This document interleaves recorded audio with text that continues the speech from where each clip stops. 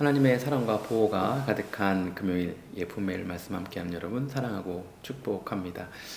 계속 읽고 있는 묵상하고 있는 이 예레미야 본문이요. 사실 참 쉽지 않은 성경이라고 생각합니다.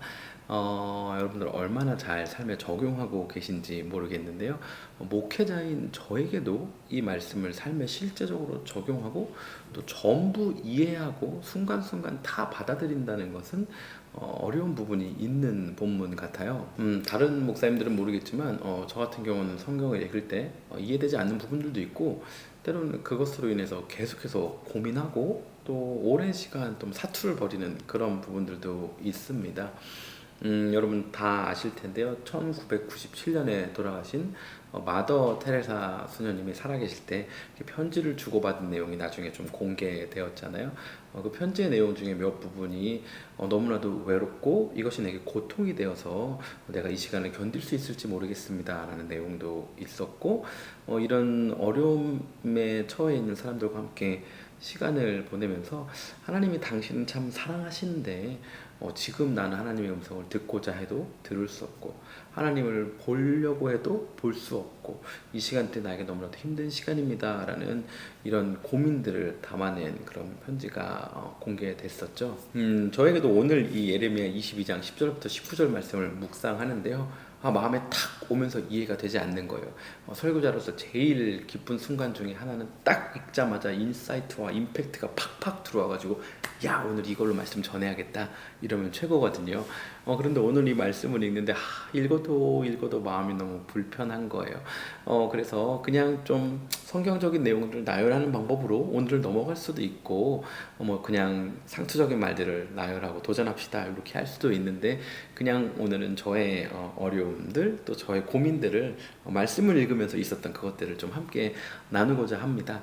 먼저 이것들을 나누려면요, 예레미야 배경에 대해서 조금 이야기를 나눠야 하는데요. 처음 시작했을 때 잠깐 나누었는데 아마 기억하실지 모르겠어요.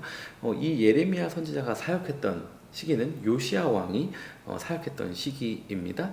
그리고 이 요시야 왕이 사역했던 시기라는 것은 남유다의 멸망에 가까운 시기를 말하고 있고, 이때 이 주변 국가들은 아수르, 애굽, 바벨론 그리고 이스라엘 이 네 나라 간의 견제와 전쟁이 계속해서 일어나고 있는 시기, 더군다나 북이스라엘은 이미 아수르에게 망한 시기라고 말씀드렸습니다. 방금 말씀드린 이 요시야 왕은요, 굉장히 선한 왕으로, 좋은 왕으로 인정받는 그런 몇 안 되는 남유다 왕 중에 한 명입니다. 종교 개혁을 단행했고요. 오늘 성경에서 말하기는 저희가 어저께 나누었던 것처럼 하나님의 정의와 공의를 실현한 그런 왕이었고, 하나님께서는 그래서 이 요시야 왕이 형통했다고 말하고 있으며 그의 삶의 모습은 가난한 이들, 압제받고 있는 이들의 변호인이었다라고 말하고 있습니다. 그리고 오늘 성경에서 계속해서 이야기하고 있는 그의 두 아들이 있는데요. 살룸이라고 나오고 있는 여호아하스 왕과 그리고 여호야김 왕입니다. 그런데 이 두 왕은 아주 다른 삶을 살았다고 오늘 성경은 말하고 있습니다. 이러한 삶을 산 이 두 왕에 대해서 하나님께서는 왜 형통한 아버지의 삶을 살지 않았냐고 비판하고 있고, 이로 인한 예루살렘의 멸망을 암시하고 있습니다. 여기까지 이해하는 것은 사실 큰 어려움이 없을 거라고 생각하는데요. 저에게 충돌이 있고 오늘 아침 묵상한 본문, 사실 지금 2시간 넘어가고 있는데 여전히 클리어한 답을 얻지 못한 이 충돌의 이유는요, 오늘 이야기하고 있는 그 아들 두 명의 삶의 모습은 정반대의 모습이었고 성경은 그것을 명확하게 대조시키며 보여주고 있습니다. 하나님의 정의와 공의대로 살았던 요시야 왕, 그렇지 못했던 두 아들에 대해서 말이죠. 사실 그래서 이 두 아들은 한 명은 애굽으로 한 명은 바벨론 포로로 끌려갑니다.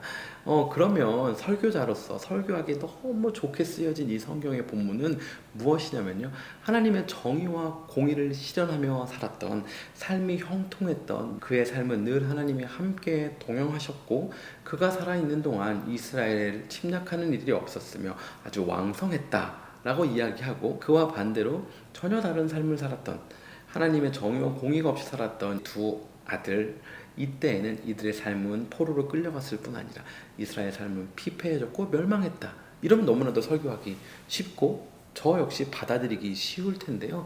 사실 이 요아스의 죽음은 애국과의 전쟁에서 죽음으로써 삶을 마무리하게 됩니다.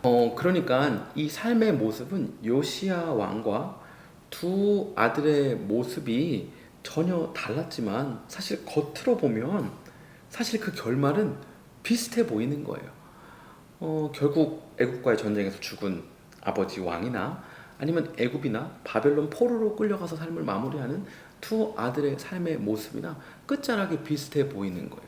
삶의 모습은 전혀 달랐고 사실 성경은 요시야 왕의 삶은 형통하였다라고 말하고 있기까지 한데 말이죠. 그러니까 마치 오늘 성경을 읽다 보면 처음 말씀드렸던 마더 테레사 수녀가 삶의 현장에서 느끼고 있는 그 고백과 같은 모습인 거죠. 하나님의 공의와 정의를 위해서 수고하며 애쓰고 살고 있는데 그의 결말이 같은 것만 같은 악한 이들의 모습과 같은 결말처럼 보일 때 그것을 사실 이해하고 받아들이고 순응하고 그런 삶을 도전하기는 참 쉽지 않다라는 거죠. 여러분 우리의 삶도 마찬가지잖아요. 우리 삶 돌아보면 하나님의 은혜라고 고백하지만 때때로 우리 마음 가운데 불쑥불쑥 올라오는 그러한 생각과 마음들은 하나님 왜 내 삶 가운데 이런 일들이 일어나야 하는 건가요?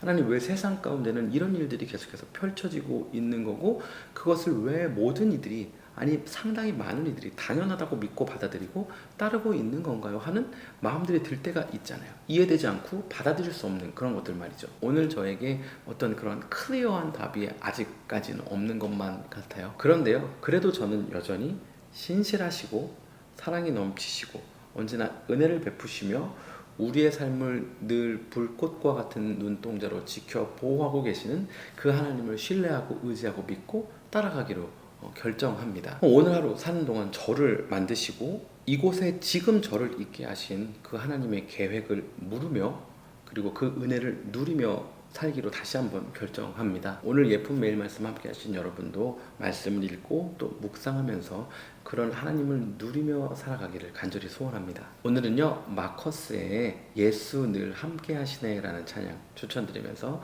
매일 말씀 마무리하려고 합니다. 사랑하고 축복하고 오늘 하루도 샬롬입니다.